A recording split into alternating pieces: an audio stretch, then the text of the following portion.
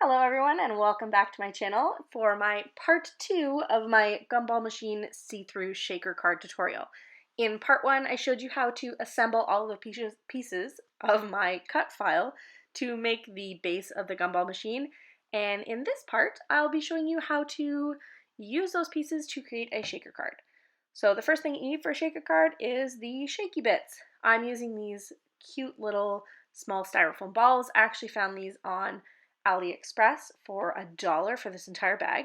These ones I think are perfect for what I'm using them for. You can also find them at Walmart. I found this package at Walmart in these gorgeous kind of greens and blues and pinks. These ones I also found recently at Dollar Tree. They're a little bit bigger, but they're beautiful Easter colors. But for today's purposes, I'm going to be using these ones because they look most like gumballs to me. So without further ado, let's get right into the tutorial. So here you can see the base for my Gumball Machine is assembled. This would be the bottom half, and the top half here that's kind of shaped like a nice winter hat. So once you have these pieces all assembled, I'm going to clean the pastel off my hands and grab my other materials. So I have my card base here with my circle cutout, as well as the top mat of my card with the circle cutout as well, and I have some clear acetate. I always get my acetate from Staples, actually, sorry, just readjusting the camera here. I find it as the photocopy paper, and it's really, really cheap for a big package of it. It takes me forever to go through it. So basically what I'm using is the circle cutout from that piece, which is included in the SVG file, to cut a square that I know will be larger than the opening of that circle, which is going to create the window that's going to hold in all the goodies of our shaker card. So first off, I'm going to attach my first piece of acetate to my card base where I've cut this circle out, and I'm going to use some double-sided tape all the way around the circle there. I'm just going to kind of curve it. It's a little bit difficult to get a perfect line on this. It's okay if you get some wrinkles, so long as they're not huge wrinkles, you should be fine. I like to get it really close to the edge of that circle there so I know that the acetate is stuck down nice and tight and that there's not going to be any kind of gaps or that it's going to look loose. The one thing you do want to make sure though is you're not pulling your paper too tight when you're attaching this double-sided tape on, as it will cause your paper to warp. So I'm going to pull the backing off and just stick my acetate right down on top of that. And just like that, I already have a window to my card. If you're not planning on doing a double-sided kind of see-through shaker card, you don't need to do this portion. You could leave this as a regular card base.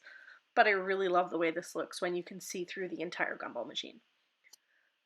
So again, I'm going in on the other piece. This piece again, as I have said, is included in the cut file. So then when this cuts out, you can just trace it over top of your card base to create a second cutout, if you so choose. Again, I'm adding that double-sided tape and pulling the top layer. And then I'm going to stick my acetate right down on top of that. So now I have the front and the back of my shaker card. Now, because the pieces of my shaker card do have some dimension to them, I am going to be adding a foam tape, but I wanted to add in between the foam tape this central rod of the Gumball Machine.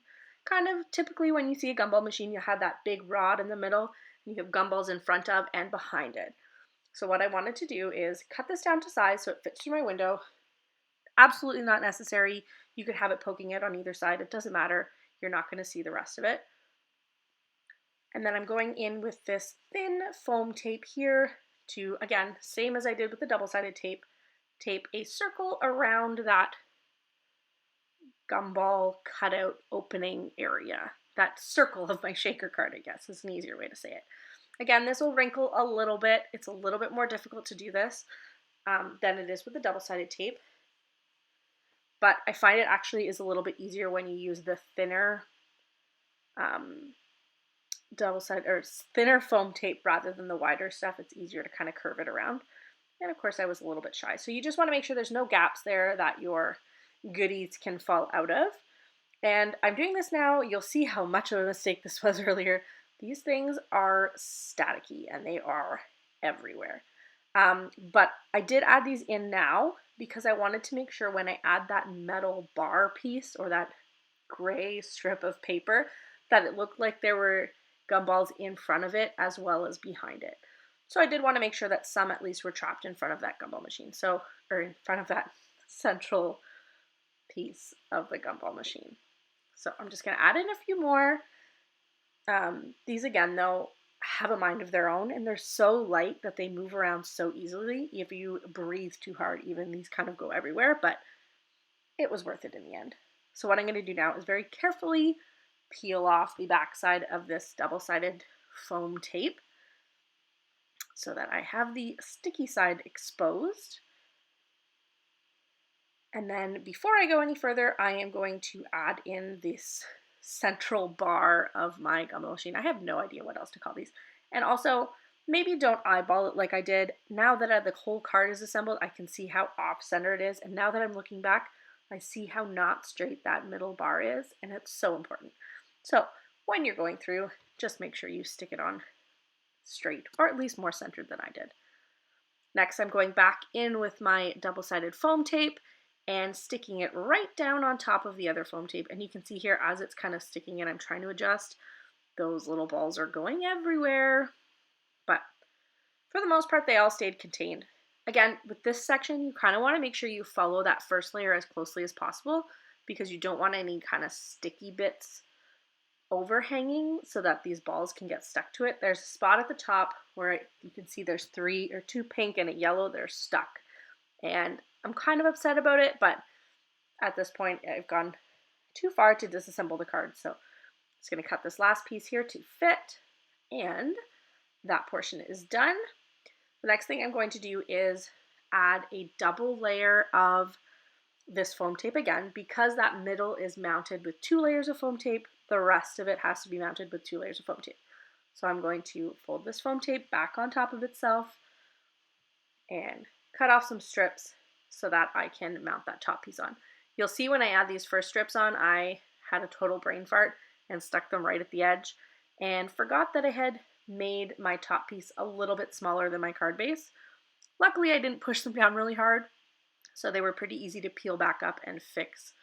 But do keep that in mind if you decide to have your top piece slightly smaller than your bottom or your card base, that you don't want to add your foam tape right at the edge because you'll see it. So you'll see here, I'm going in, about to add this one, and then it clicks. Do not stick that so close to the edge. So these ones I was luckily able to pull up, and I put pretty close to the edge still, but not right at the edge. And I'm going to adjust these other pieces here and then stick my last piece on.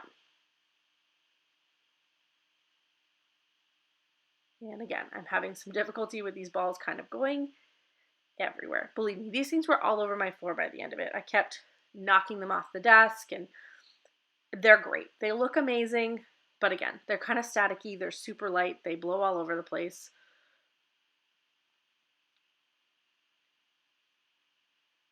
And one last piece of foam tape here to seal up the other edge.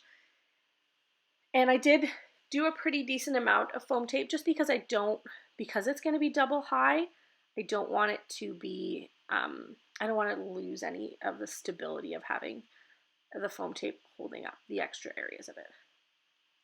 So now I'm going in and peeling off, more balls running away here, peeling off the backing of this double-sided tape. And then I'm going to grab some more of my styrofoam balls and just fill up this shaker portion of the card. Again, hindsight is 20/20. I probably shouldn't have peeled all the peeled the backing off before I stuck all these pieces in there. I'm just asking for trouble. Luckily, I didn't get too much trouble, but again. So once I have this filled up sufficiently, I'm going to get my top piece on. I'm going to turn it around, right side around, and get my top piece on, and very carefully here, sorry everyone's going to see the top of my head, very carefully line up those 2 circles.